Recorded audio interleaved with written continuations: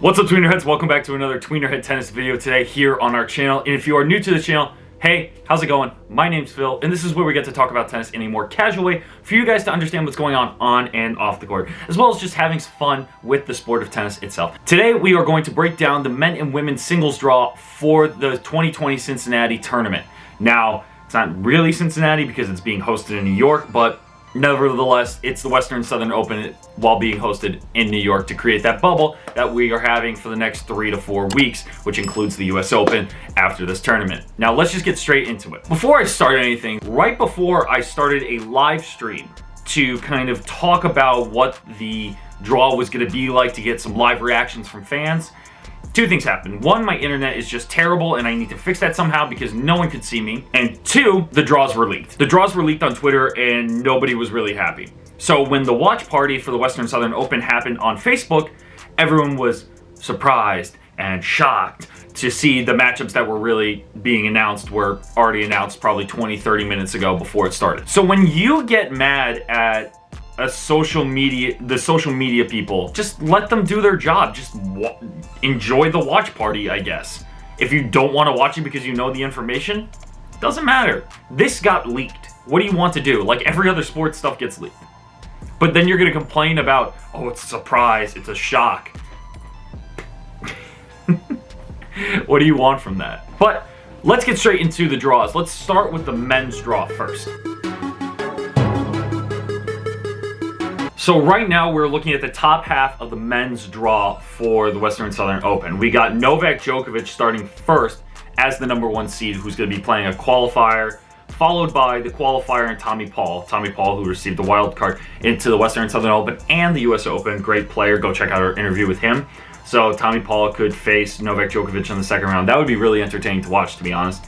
Next, you got Tennys Sandgren versus Lorenzo Sonego in Italian. Next up, you have Nicolas Basilashvili versus Felix Auger-Aliassime. Now, this is going to be a great ground stroke game, and currently Basilashvili has gone through some court problems with his family, but I have no business talking about it.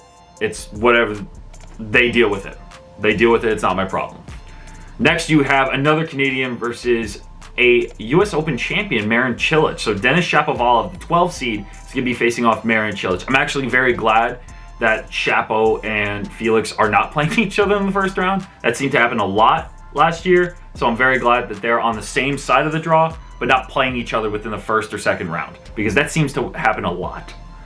Next, you have Jan-Lennard Struff versus de Minaur. Struff is my guy to take out any top seed, no matter the tournament. And he's playing de Minaur. De Minaur not seeded here, but still a really fun match to watch. Benoit Paire versus Coric. That's interesting. Then you have the winner of that facing David Goffin, who is the 7 seed here at the Western Southern Open. Haven't seen Goffin play lately. The latest we've seen is him at Mouratoglou's Academy for the Ultimate Tennis Showdown. That's going to be... So we'll see how his form is, especially playing against Benoit Paire or Borna Coric. Benoit Paire also participating in the Ultimate Tennis Showdown. That was a fun tournament or exhibition type tournament to watch. Then you have Medvedev going, who's the 3 seed here, and then who has a bye, and then qualifier, and then qualifier, and that qualifier is going to play Taylor Fritz. So you have 3 straight qualifiers, and then one's going to be playing Taylor Fritz. Under them is going to be another qualifier versus clay court specialist Christian Garin, who's actually the 13th seed here. That's going to be an interesting matchup because Garin is going to play the winner of the qualifier in Taylor Fritz. Karen Khachanov versus Alexander Bublik, another interesting matchup there. Dusan Lajovic versus Pablo Carreno Busta, qualifier versus Gasquet, who's going to be playing the winner, who's actually going to be playing Roberto Bautista Agut, who has a bye in the first round, who is the 8th seed.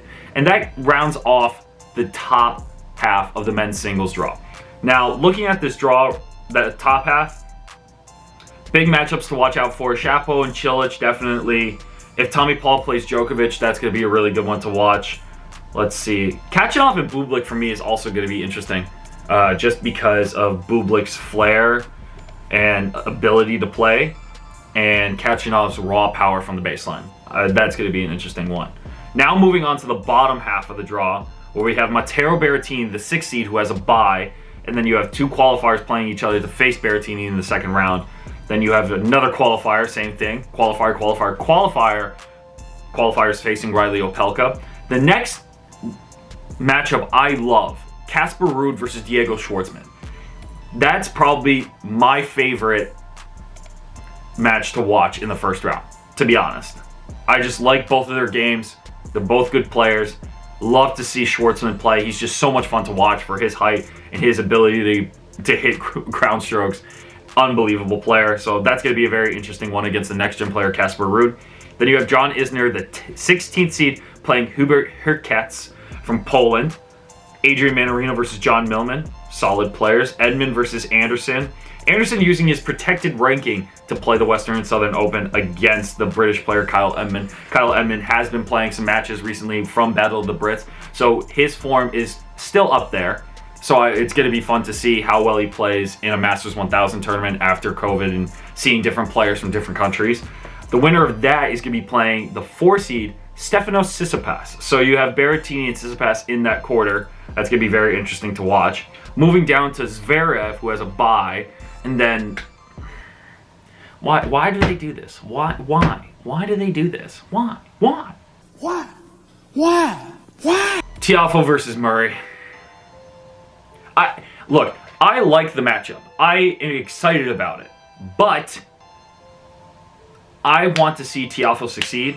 I want to see Murray go far in a tournament. But when you put two people that I really like against each other in the first round, it really makes me disappointed.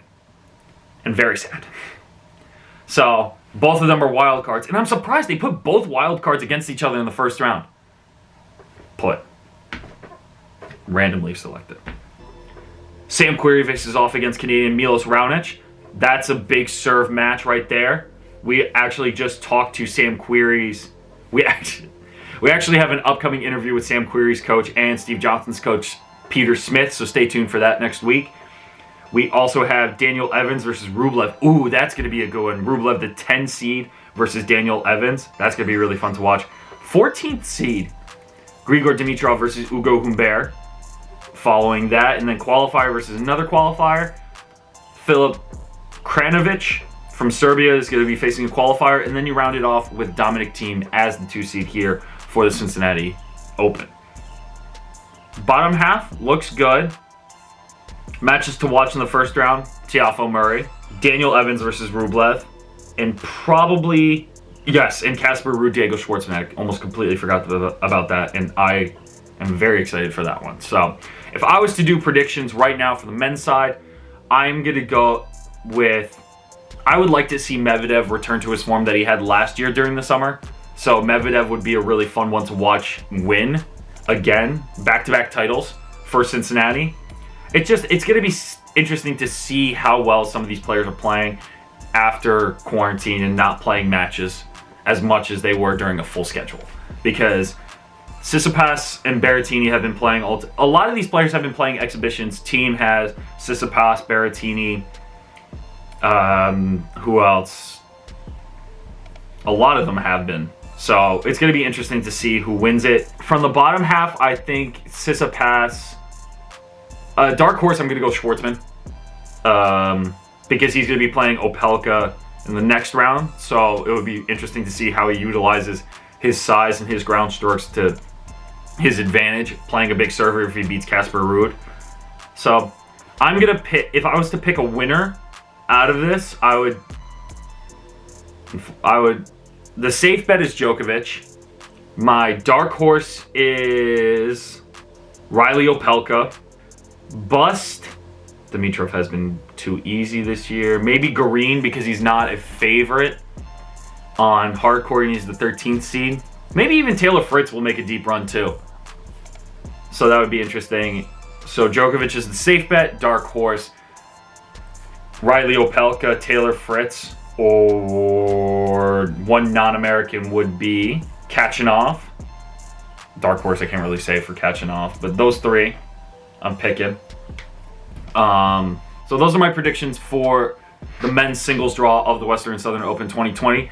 Let's move on to the women's draw. So now we got the women's 2020 Western and Southern Open draw right in front of us. So we're going to start off with Karolina Pliskova as the 1 seed versus Tomljanovic or Kudermetova Matova, excuse me.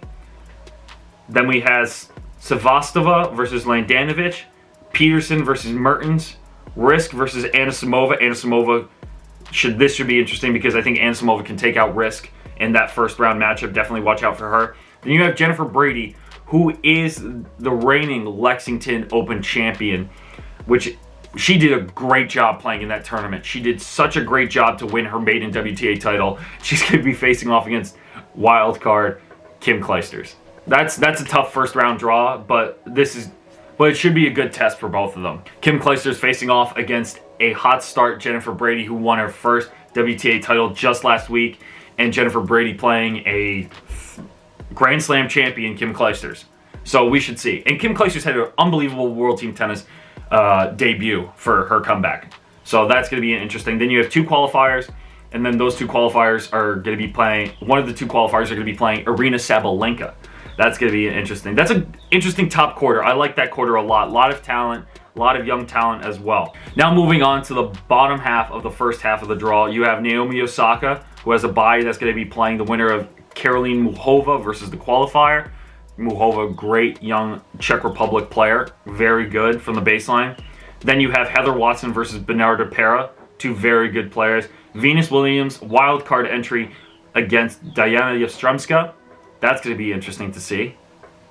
If I was to pick between those 2, Venus could definitely do it. Venus can definitely pull it off.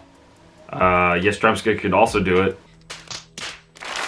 If I was to pick between Venus Williams and Yastremska, I'm going to put my money on Venus Williams. Very tough mentally to face someone like Venus Williams, especially that as a young Ukrainian coming up, who's the 16th seed at this year's Western and Southern Open. Next, you have Annette Kontaveit versus the qualifier, Danielle Collins versus the qualifier next, Marie Buchova versus a qualifier, and the winner of that will play Petra Kvitova, who is the 6th seed.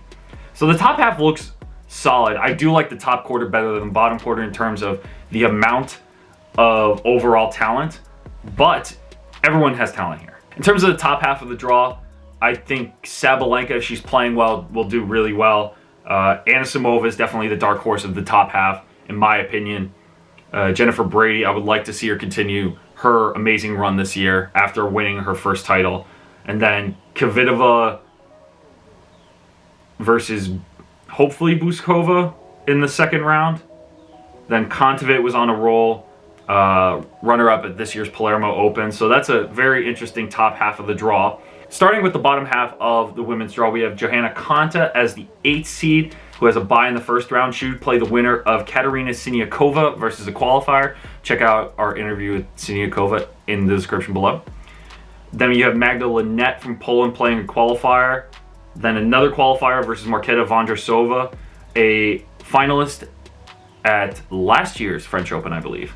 Then you have Maria Sakkari versus Coco Gauff. Coco Gauff had a really good Lexington Open last week, and that was a lot of fun to watch her play. Jennifer Brady just got the best of her, but this is going to be an interesting test from Coco Gauff as well as Sakkari, mentally wise to play an up-and-coming American.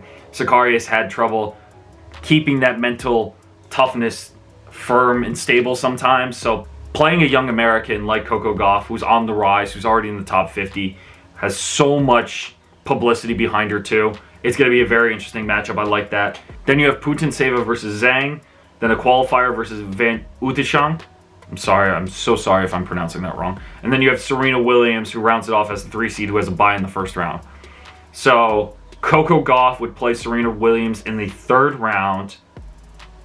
And then Serena and Coco wouldn't play Venus like they had for the Kentucky Open. That draw was just interesting. Let's be real here. Until the finals. So I'm glad they spread them out this time. Because having Coco, Venus, and Serena like they did in Kentucky, all within the same, all within 5 spaces of each other, was a little too much. Not planned. Now you have Madison Keys as the 7th seed facing off against the qualifier or Ons Jabeur in the second round since she has a bye in the first. Then you have a qualifier versus Iga Swiatek. After that, you can check out our interview with Iga Swiatek down in the description below. Then you have Alexandrova versus Rybakina. That's going to be an interesting one. Another young up-and-comer Rybakina from Kazakhstan. Very good player. Is the 9th seed here at the Western and Southern Open. Then you have Donna Vekic versus Azarenka. Very good first round match to watch as well. Then you have wildcard entry Sloane Stephens versus Caroline Garcia. Elise Cornet versus Katie McNally, another wild card. And then you have Sophia Kenin rounding it off as the 2 seed of the tournament. Good, solid field for the women. The Katie McNally getting a tough draw if she wins against Cornet, plays Kenin in the second round. So that should be interesting to say the least. That would be really fun to watch her go deep into the tournament if she can upset Kenin. But Kenin's playing really well. She played really well for the Philadelphia Freedoms. So if we're breaking down the entire draw right now, first round matchups to watch, in my opinion, that are going to be very fun to watch is definitely going to be Allison Risk versus Amanda Anisimova, Jennifer Brady versus Kim Clijsters, Venus Williams versus Diana Yastremska, Maria Sakkari versus Coco Gauff is going to be a very interesting one to watch as well. And then Donna Vekic versus Victoria Azarenka. Those are my ones to watch for the first round that you can't miss. In terms of favorites for the tournament, I will say that Sophia Kenin is my favorite to win the tournament, as well as Petra Kvitova. I think for your dark horse, you have Amanda Anisimova. Coco Gauff has to be in that conversation as well, always. And I would even say Iga Swiatek, because she plays a very solid game and a very interesting game as well. So I would love to see her variety mixed into the group. And she doesn't have that bad of a draw. She would face Rybakina, who, as the 9th seed, doesn't have a bad draw as well. She would have to face Madison Keys in the 3rd round. Same with Iga Swiatek if she gets that far, and then faces Kenin in the quarterfinals if they get that far. So that's a good one as well. Biggest bust, maybe Konta. She hasn't been doing well lately. She's also battling an injury that made her pull out of Battle of the Brits. I also think Anett Kontaveit is also on a very good hot streak right now, making the finals of the Palermo Open, so definitely watch out for her. Yastremska could be a bust as well if she loses to Venus Williams in the 1st round. And then she plays Heather Watson or Bernarda Pera, and those are 2 tough players to face as well in the 2nd round. I can't wait to watch this. It's good to have tennis back, to be honest, because everyone's trying their best to make everyone safe. Everyone's doing a good job of isolation, 6 feet, masks, keeping the players safe. There have been incidences so far with COVID. Currently, there was one with the coach of Guido Pella and Baleen. And they've had to pull out of the Western Southern Open. They have to isolate themselves. They haven't contracted it, but they were near someone that tested positive. So that's very unfortunate, but they will be self-isolating for 10 days. But it seems like in terms of everything going on, everyone's staying safe. Everyone's trying to stay safe at least.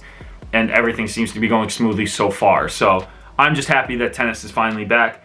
One complaint I do have is the fact that qualifiers aren't being broadcasted on Tennis Channel or Tennis TV. It's been such a long time since live tennis has come back. I know challengers are being played overseas in Europe, and they have live streams going, and they're being successful, and people get to watch live tennis again, which is unbelievable and so much fun to watch again.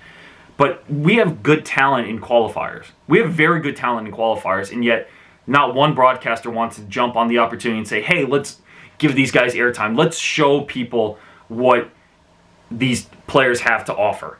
Let's put them on TV. Let's show people live tennis. For me, it's kind of annoying. And you're showing reruns of old matches on Tennis Channel. Why? Just show the qualifiers. Show people what they want. At least for me, I'd rather watch live tennis than a rerun sometimes. After everything's been going on, to have live tennis back, I would definitely watch qualifiers. That's one of my complaints. But who knows? Maybe there's a lot more behind that I don't know, which is probably true. But I hope you guys did enjoy this video. If you did enjoy this video, make sure you leave a big like on this video, as well as making sure you subscribe to Tweener Head Tennis. I just wanted to say thank you again to you guys for supporting the channel. Every time you hit that subscribe button, every time you like this video, it goes a long way on this channel, so I really appreciate it. If we can keep that going, that'll be very helpful to me and the channel, so I really appreciate you guys. Make sure you check us out on all our social medias for more behind the scenes content and keeping up to date with the tennis world. All the links to those are down in the description below, as well as our website at tweenerheadtennis.com. And I hope all of you are staying safe, washing your hands, wearing a mask. I hope to see you guys next time. Thank you so much. Thanks, guys.